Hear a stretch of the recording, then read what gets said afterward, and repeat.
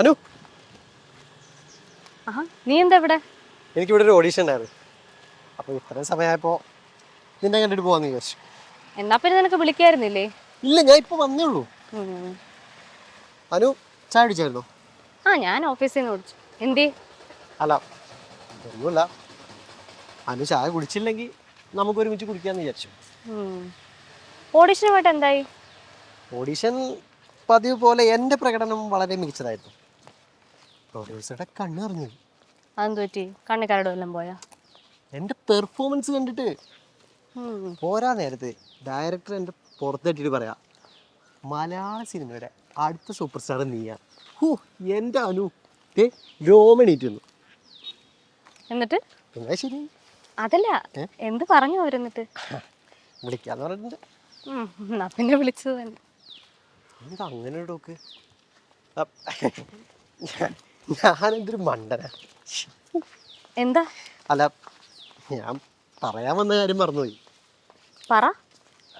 അതെ, പറയടാ, കാര്യങ്ങാത്ത കാര്യം പറ. അത് ഞാൻ നിൻ്റെ അടുത്ത് നിന്ന് ഒരു 5000 രൂപ കഴിഞ്ഞ മാസം വാങ്ങിയില്ലേ? ഓ, അത് തരാനായിരുന്നോ?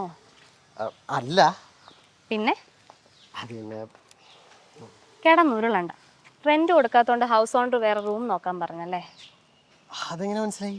അച്ഛൻ രാവിലെ നിന്നെ വിളിച്ച് ഫയർ ചെയ്യുന്നത് ഞാൻ കേട്ടായിരുന്നു. കേട്ടല്ലേ? എടാ, അച്ഛൻ റെന്റിന്റെ കാര്യത്തിൽ നല്ല സ്ട്രിക്റ്റാ. നിനക്കത് കറക്റ്റ് സമയത്ത് കൊടുത്തൂടെ?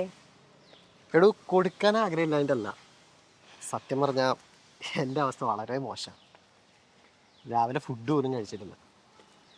തിരിച്ചു പോകാൻ ബസ് കാശില്ലാത്തതുകൊണ്ടാണ് ഞാൻ നിന്നെ വെയിറ്റ് ചെയ്തത്. മടുത്തടോ ഈ അലച്ചിലൊക്കെ. വേറെ എന്തെങ്കിലും പരിപാടി പിടിക്കണം. എന്തെങ്കിലും ബിസിനസ് തുടങ്ങാന്ന് വെച്ചാൽ ഇൻവെസ്റ്റ് ചെയ്യാൻ എന്തെങ്കിലും വേണ്ടേ? എടാ, നീ അങ്ങനൊന്നും ചിന്തിക്കല്ലേ. നീ നിന്റെ ലക്ഷ്യത്തിന് വേണ്ടി കൊടുത്ത 5-8 വർഷം ഉണ്ടല്ലോ, അതാണ് നിന്റെ ഇൻവെസ്റ്റ്മെൻറ്റ്. നീ ഇങ്ങനെ ഡൗൺ ഒന്നും ആവണ്ട, നമുക്ക് നോക്കാം, എന്തായാലും ശരിയാവും. എടാ, ഞാൻ കുറച്ച് ക്യാഷ് നിനക്ക് ജീപ്പ് ചെയ്തിട്ടുണ്ടേ. അയ്യോ, അതൊന്നും താങ്ക്സ് ഒന്നും വേണ്ട, കറക്റ്റ് സമയത്ത് തന്നാൽ മതി. തരും. ഞാനിപ്പോൾ പഴയ പോലെ ഒന്നുമല്ല, റീൽസ് കണ്ടന്റ് ഒക്കെ ചെയ്യുന്നുണ്ട്. ഞാൻ കാണാറുണ്ട്. സിംഗിൾ ഓംലെറ്റിലല്ലേ? അതെ. പിന്നെ ഉള്ള ക്യാഷ് പോകാൻ നോക്കിക്കോ.